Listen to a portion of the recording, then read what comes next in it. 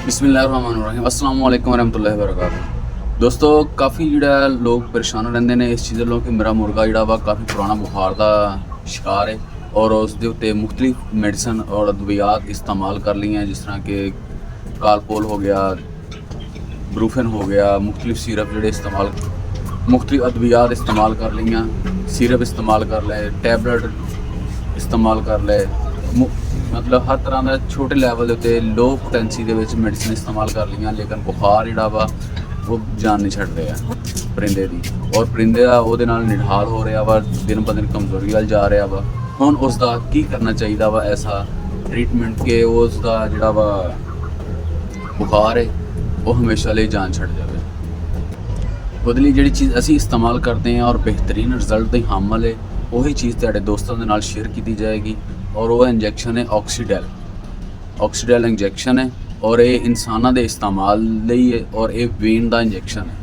अगर ये गोश्त दे विच वेन का इंजैक्शन दोस्तों गोश्त दे विच लग सकता वा, लेकिन गोश्त वाला इंजैक्शन जिहड़ा वा वो वेन च नहीं लग सकता।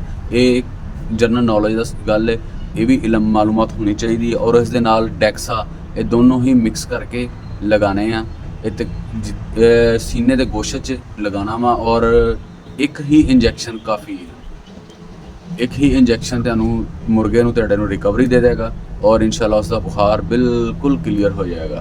और अगर कोई कमी पेशी रह जाए तो दूसरी डोज वो 24 घंटिया बाद तुसीं इस्तेमाल कर सकते जे, नहीं तो एक इंजैक्शन सानूं अज तक दूसरी डोज की जरूरत नहीं पई। लेकिन एहतियातन गल कर रहे हैं, लेकिन यह कि सानूं अज तक बाफजले खुदा इको ही इंजैक्शन के नाल जानवर पूरी तरह रिकवर हो गया वा। उम्मीद है कि आज की वीडियो दोस्तों लिए इन्फॉर्मेशनल होएगी, और अगर वीडियो अच्छी लगे तो चैनल को सबसक्राइब, बेल आइकन ज़रूर दबाते हुए जाना।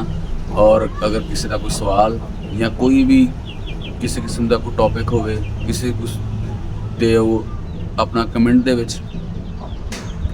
उम्मीद है कि आज की वीडियो दोस्तों को पसंद आएगी, और अगर वीडियो पसंद आई है तो चैनल को सब्सक्राइब ज़रूर करते हुए जाना, बेल आइकन दबा देना, ताकि मेरी आने वाली वीडियो तमाम ही दोस्तों तक बआसानी पहुँच सके। और अगर किसी दोस्त का कोई सवाल या कोई भी टॉपिक होवे वो अपना कमेंट सैक्शन दे विच छड्ड सकदा वा, और मैं कोशिश करांगा आने वाली वीडियो उस मौजू के उत्ते बने जिहड़ा कि उस दोस्त का होएगा। ठीक है दोस्तों, खालिद महमूद इजाज़त दो, अल्लाह ने।